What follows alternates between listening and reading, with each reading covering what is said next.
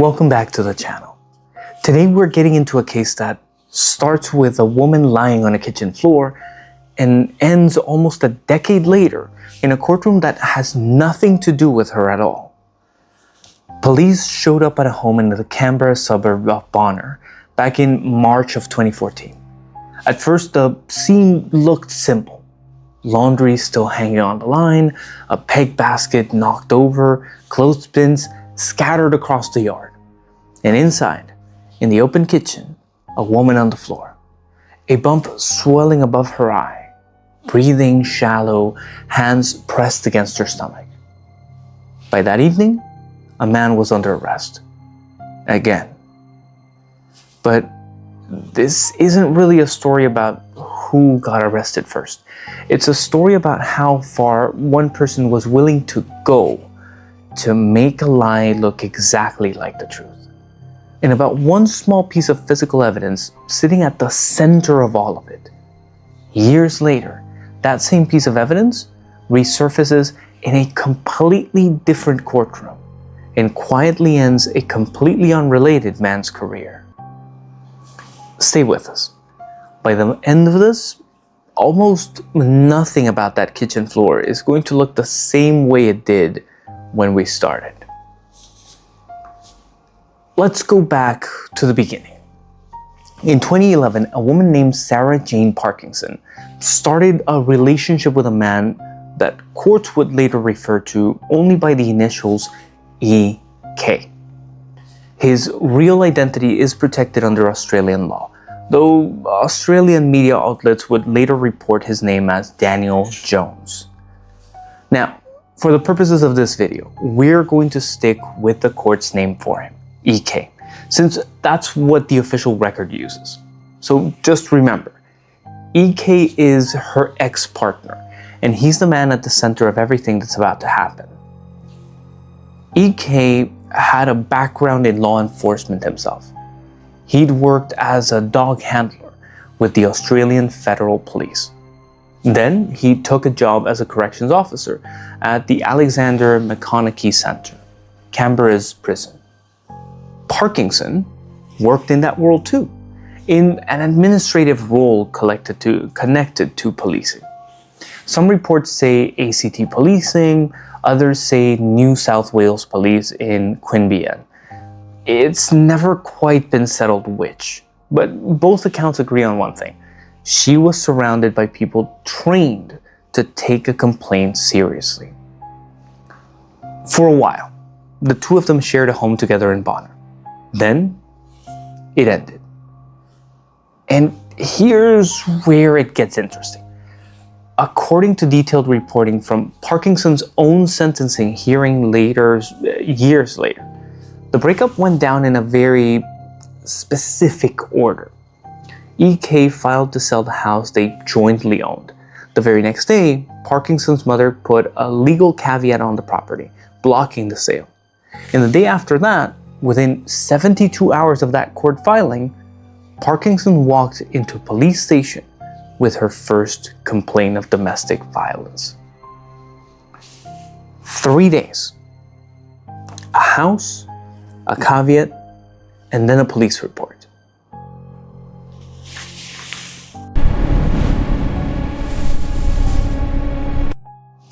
Not long after that, Parkinson started seeing someone new, a New South Wales police officer stationed in Queanbeyan. His name was Scott White. And remember that name because he matters a lot more than he seems to right now.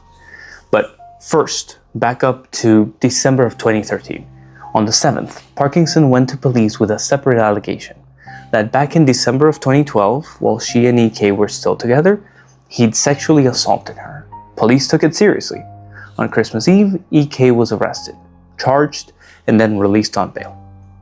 You'd think that would have been the end of it, one way or another, but it wasn't. Here's where things got dark. What happened next is documented in more detail than almost any true crime case you'll come across, because a news report from Parkinson's own sentencing hearing years later laid the whole sequence almost minute by minute. And it doesn't read like something chaotic or spontaneous. It reads like a plan. According to that account, Parkinson sent a blank text to Scott White first. No words in it at all, reportedly a signal the two of them had worked out ahead of time. Then she dialed 000, and when the operator picked up, she said nothing. She sent White a second blank text. He tried calling her back. She didn't pick up.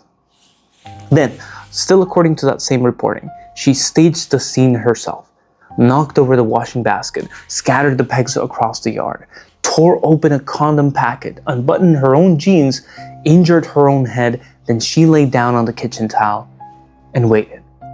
Sergeant Simone Wilson was the first on scene. As she walked up to the house, she could hear a woman groaning inside.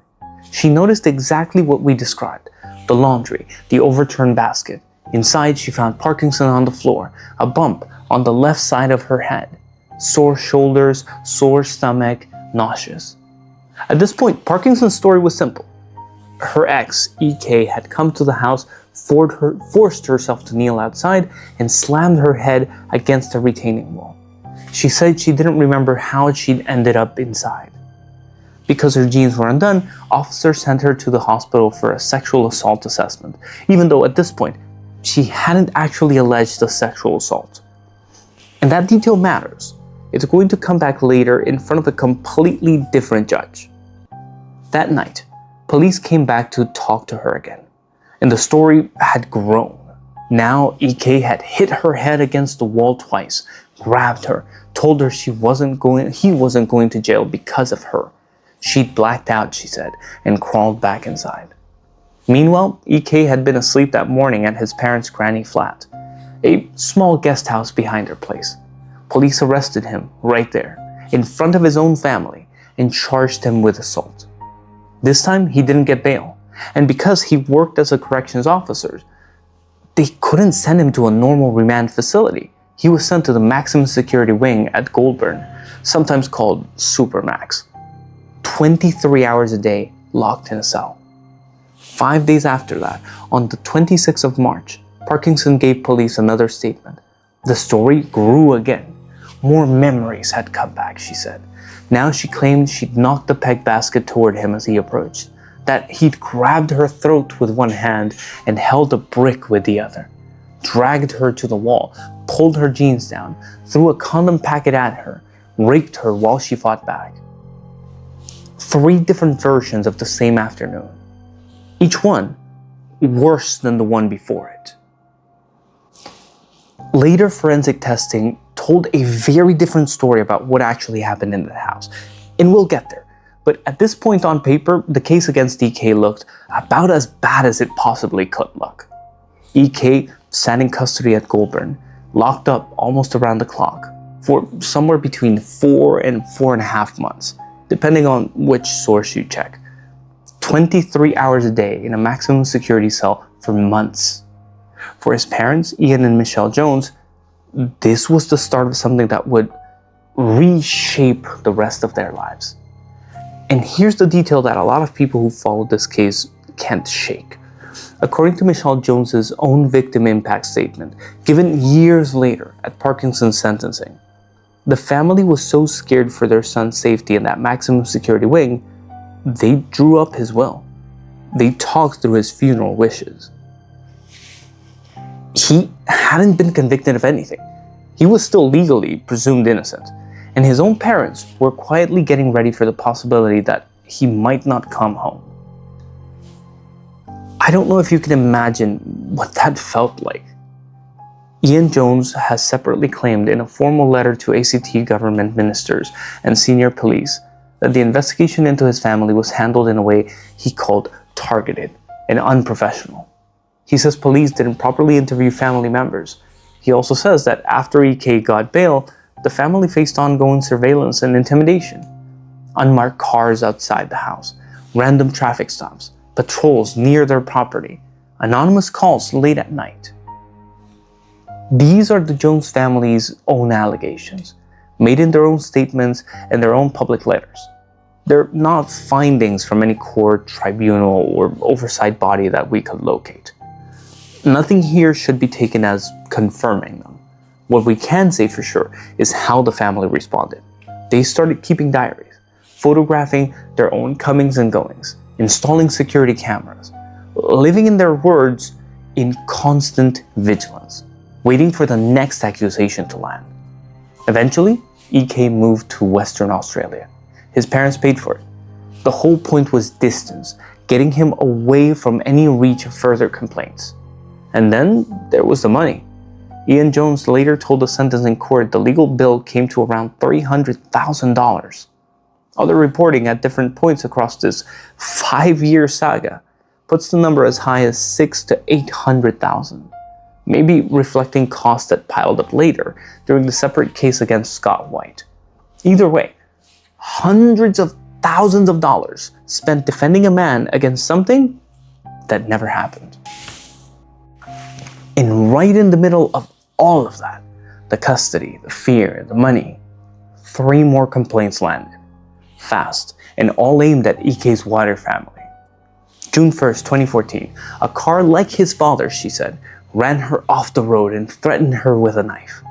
July 2nd, her iPad went missing, then turned up near the Jones family's property. July 13th, her car was broken into at Canberra Hospital, and she figured the Jones family had a spare key. Behind the scenes, prosecutors were building something bigger, not just one man assaulting his ex, a whole coordinated pattern of harassment from an entire family. To back that up, they filed what's called a tendency notice, a list of other incidents involving Parkinson that were supposed to show a pattern. 2 of them had never even led to charges: an alleged break-in involving stolen family court documents, and an alleged discovery of hidden surveillance equipment. There was also an old complaint from 2008 about something Parkinson had said had happened the year before involving a neighbor. If you were watching this from the outside at this point, you'd think you already know how this story ends. But you'd be wrong. The truth was about to head in a completely different direction. And here's the thing. It wasn't the original sexual assault allegation that first made the investigators suspicious. It was this pattern targeting EK's whole family. The car, the knife, the iPad, the break-in. That's what made someone finally go back and look at everything again, everything that Parkinson had said. That someone was a detective named Lisa Alexander. According to the Jones family's own account, she was the one investigator who consistently earned their respect, even amid everything else they criticized about how the case was handled. Daniel Jones has said, according to the Jones family's own account, she was the one investigator who consistently earned their respect, even amid everything else they criticized about how the case was handled. EK has said she was the one who noticed the inconsistencies everyone else had missed, the one who saw through it, the one who turned it around. And what she found, piece by piece, was a case that fell apart the moment you actually look closely. Let's go back for a moment and start with the knife. Police had recovered a steak knife tied to that June 1st run-off-the-road complaint. They tested it. It matched knives already sitting in Parkinson's own kitchen. Nothing to do with the Jones family at all. And the incident itself didn't even line up with the injuries Parkinson said she'd gotten. Then the iPad. Police found it wrapped in a dish towel, sealed in a plastic bag, sitting on the grass outside the Jones family home. Parkinson told police she hadn't been anywhere near that property that day, but her own car said otherwise. Police had put a GPS tracker on her vehicle for her own protection as a domestic violence complainant. That tracker placed her right at the Jones family's property, on the exact day the iPad showed up there. So sit with that for a second. The device installed to protect her ended up being the thing that helped convict her. Then there was the family court filing. Separate from anything she told police, Parkinson filed a legal claim for damages over the March incident. And in it, she added a detail she'd never mentioned to any officer: that she had been sprayed with a garden hose during the attack. When Sergeant Wilson was asked about it later in court, she said nobody had ever asked her whether Parkinson's clothes were wet that day. There simply wasn't any evidence either way. And then the DNA. This is the piece that ends up mattering more almost more than anything else in the entire case. Police tested the condom wrapper from the scene. Strong support from Parkinson's own DNA on it. And EK, sitting in that maximum security cell 23 hours a day, was excluded. Not just from the wrapper, from every forensic swab taken during the entire investigation. There's one more DNA result worth understanding, because it shows exactly how easy this kind of evidence is to misread. Police also tested a t-shirt from EK's house. Strong support that the DNA on it was Parkinson's. On its own, that sounds damning, but here's what the forensic biologist actually told the court. If two people live together and share a laundry basket, you'd expect to find each other's DNA on your clothes completely innocently. The result didn't prove an assault happened. It proved two people had, at some point, done laundry together. Something nobody was even disputing. And then the timeline. Police put out a public statement the morning after the March incident, saying EK had already been charged with sexual assault. But Parkinson's statement describing the sexual part of the attack didn't come until 4 days later. So the charge existed before the allegation did. Piece by piece, the whole investigation flipped. The case that started with a man in handcuffs in front of his own family was turning into something else entirely. By 2015, Sarah Jane Parkinson was the one facing charges. 9 of them under what Australian law calls administration of justice offences. 3 counts of making a false accusation, 6 counts of public mischief. Her trial ran from July 20th in the ACT Magistrates Court. The judge worked through the statements Parkinson had given 2 different officers, weighed them against the family court filing, against the physical evidence, the DNA, the GPS data, the knife from her own kitchen. The tendency evidence came up here too. Those uncharged incidents, the alleged break-in, the surveillance equipment, that old 2008 neighbor complaint. Prosecutors used it to argue a pattern, and the judge accepted part of that argument. And hold on to that one detail, because 2 years later, on appeal, that single decision ends up being the whole ballgame. On August 26, the verdict came down. Guilty on 2 counts of making a false accusation, 3 counts of public mischief, acquitted on the other 4, including that old neighbor complaint. She appealed, and in August of 2017, Justice Richard Reshaw of the ACT Supreme Court handed down a ruling that's worth slowing down for, because it got flattened into a much simpler headline than what actually happened. So let's walk through it one piece at a time. First, the court cleared Parkinson completely on the charge tied to the original 2012 allegation. That's worth being clear about, because it's easy to misread. It's not that the judge decided the allegation was true or false. It's that the trial judge had reshaped the prosecution's own tendency evidence argument halfway through the trial, without giving either side a fair chance to respond to the new version. On top of that, the formal notice requirements under the ACT's Evidence Act hadn't been met. Once that evidence didn't hold up, this charge couldn't be told apart from the neighbor charge she'd already been cleared of, so acquittal. Second, the court also set aside her conviction tied to the March incident. Remember that 4-day gap between the charge and her actual statement?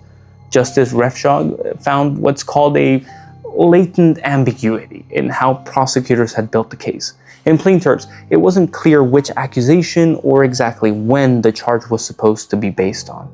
That's a flaw in how the case was constructed, not the court reopening whether the assault happened. Third, the 3 public mischief convictions, the knife, the iPad, and the car, untouched, confirmed on appeal. So here's the clean version, because it's easy to lose the thread in all of that. 1 charge, the 2012 allegation, gone completely, cleared outright. 1 charge, the March incident, bounced back, unresolved, waiting on more argument. And 3 charges, the knife, the iPad, the car, standing exactly where they always stood. This wasn't an exoneration. The Supreme Court never said Parkinson had told the truth. It said 2 convictions came out of a process that had gone wrong somewhere along the way.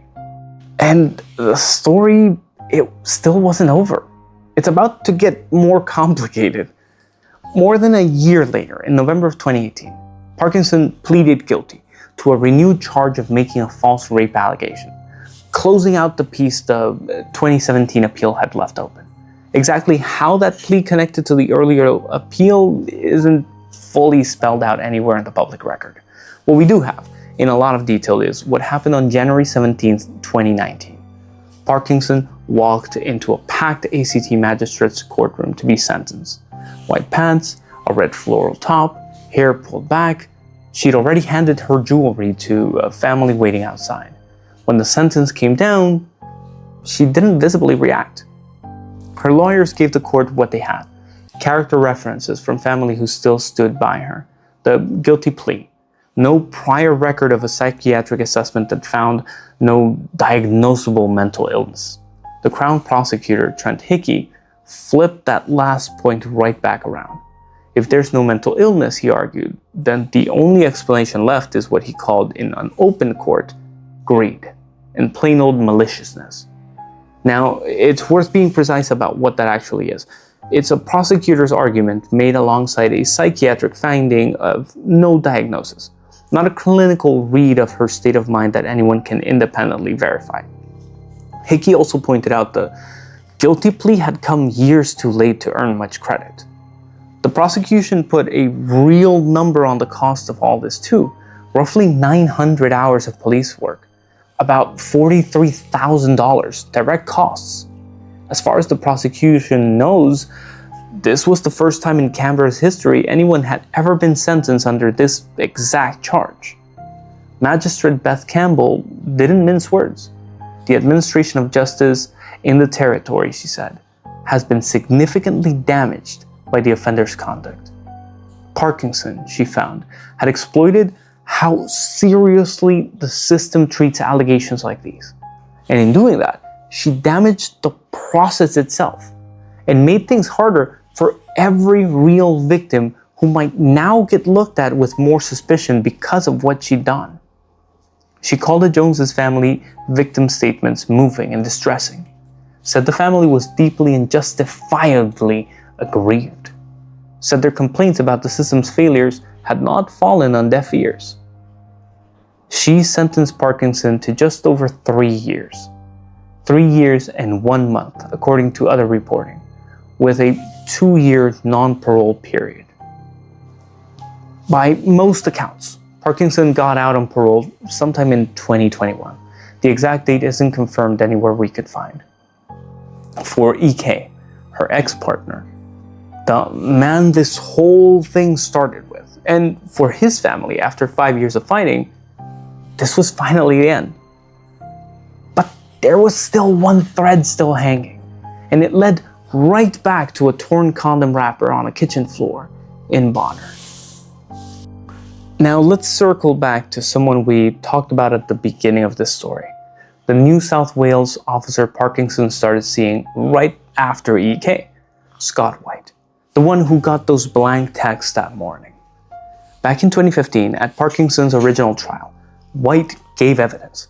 Asked point blank whether he and Parkinson used condoms, he told the court, "I had a vasectomy, and we've never used condoms at all." Now that answer mattered a lot. If it was true, it made the unidentified male DNA on that condom wrapper even harder to explain. If it wasn't, someone had lied under oath to hold together a story that was already coming apart. February 2020, White gets charged. Perjury. He pleads not guilty. His trial starts in the ACT Supreme Court late November 2021. 2 counts. The first, that he'd lied about discussing Parkinson's police statements with her. Prosecutors pointed to texts showing the 2 of them going over case details. One exchange just 45 minutes before Parkinson gave one of her statements. The jury couldn't agree on that count. Prosecutors let it go. The second count is the one that matters, tied directly to the condom wrapper, that he lied about never using condoms with her at all. At trial, White changed his story. Now he admitted condoms had been used, specifically during anal sex, but claimed he thought the original questions were only about vaginal sex. He said he told a different officer about that detail back during the original investigation, and that the officer just left it out of the written statement. The jury found him guilty. That brings us to April 2022. 18 months, fully suspended, meaning no time behind bars. The judge was careful about the reasoning. White wasn't being sentenced for the whole conspiracy that put an innocent man in prison. The false evidence, in the judge's own words, concerns only one discrete matter, and it hadn't ultimately changed the outcome of Parkinson's case. The judge also credited White's clean record up to that point, while acknowledging how much damage this whole saga had done to the victim's family. White appealed, said the guilty verdict was unreasonable, that he just answered the way his police training taught him to, based on what he thought was relevant, and the prosecutors never really challenged that explanation under the cross-examination. February 2023. The ACT Court of Appeal disagreed, unanimously. The court said it was entirely reasonable for the jury to conclude his statement was simply false, calling the evidence about his state of mind damning. And the judges went further. As a police officer, his training only raised the bar on his duty to tell the truth in court. A witness doesn't get to decide unilaterally what's relevant and what isn't. Appeal dismissed. Conviction stands. By then, he'd already lost his job with the New South Wales police force. Almost a decade after a woman laid down on a kitchen floor in Bonner and waited for police to show up, one small piece of physical evidence had reached into two completely separate courtrooms. First, helping convict the man who had the hardest time explaining it, and finally, convicting the man who tried to make it disappear. So where does that leave everyone? Parkinson's convictions, the false accusation, the public mischief counts, still stand. She served part of a 3-year sentence before getting out on parole, and she's since taken her husband's name, Sarah Jane White. Scott White's perjury conviction stands too, upheld on appeal, along with the police career he lost over it. For EK and his family, the case that once threatened to define his whole life eventually ended, with every charge against him gone. But think about what doesn't just disappear along with those charges. The months locked in a maximum security cell, 23 hours a day. The will his parents drew up while he was still inside. The funeral they talked through for a son who hadn't even been convicted of anything yet. His parents' long marriage worn down by all of it until it didn't survive. None of that comes back just because a court says the charges are gone. At Parkinson's sentencing, back in January 2019, the man she'd accused said something to the court that stuck with a lot of people who followed this case ever since. He said it was astonishing how easily the justice system could be manipulated. Maybe that's the real question this case leaves behind. Not who lied, not who paid for it, but how close an entire system came to getting it permanently, catastrophically wrong before one detective, one GPS tracker installed to protect the victim, and one unremarkable piece of evidence turned it all the way back around. And with that, ladies and gentlemen, we finish our story. If you want more cases where the truth took years to catch up with the story, subscribe and let us know in the comments what we should cover next.